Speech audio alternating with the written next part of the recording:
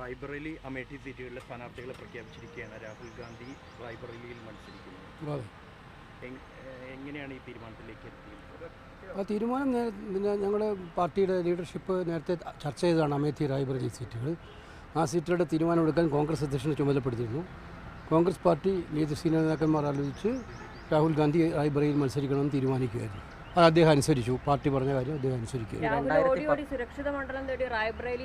നിങ്ങൾക്ക് എപ്പോഴും അങ്ങനെയാണല്ലോ. രാഹുൽ ഗാന്ധി റായ്ബറേലിയിൽ ഒളിച്ചോടി. ആദ്യം UP-യിൽ മത്സരിക്കുന്നില്ല, ഒളിച്ചോടി. ഭാരത് ജോഡോ യാത്ര നടത്തിയപ്പോൾ UP-യിലോട്ട് പോയില്ല. ഇപ്പോൾ UP മത്സരിക്കുമ്പം സുരക്ഷിത മണ്ഡലമാണോ? ഇപ്പോൾ റായ്ബറേലി സുരക്ഷിതമാണല്ലേ? അതിനകത്ത് വൈകാരികമായി ഇന്ദിരാഗാന്ധി പ്രതിനിധാനം ചെയ്തൊരു മണ്ഡലമാണ് റായ്ബറേലി. ഇതുവരെ അവിടെ സോണിയാഗാന്ധിയായിരുന്നു പ്രതിനിധീകരിച്ചത്.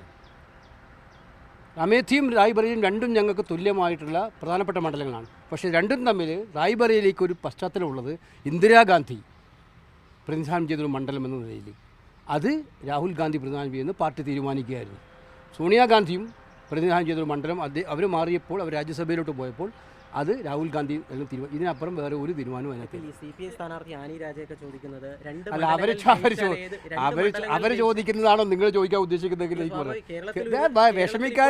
വിഷമിക്കാതിരിക്കും. കേരളത്തിൽ ചോദ്യം വരുന്ന ഒരു പ്രശ്നവും ഞങ്ങൾക്കില്ല.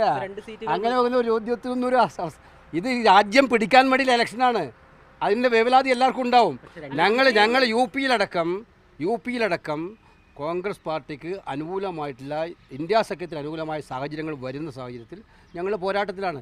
ഞങ്ങൾക്ക് രണ്ടും വയനാടും അമേഠിയും റായ്ബറേലിയും ഒക്കെ പ്രധാനപ്പെട്ട മണ്ഡലങ്ങളാണ്. അതിലൊക്കെ യുക്തമായ തീരുമാനം യഥാസമയത്ത് പാർട്ടി എടുക്കും. ജനങ്ങൾക്ക് യാതൊരു ബുദ്ധിമുട്ടുണ്ടാവാത്ത രീതിയിൽ.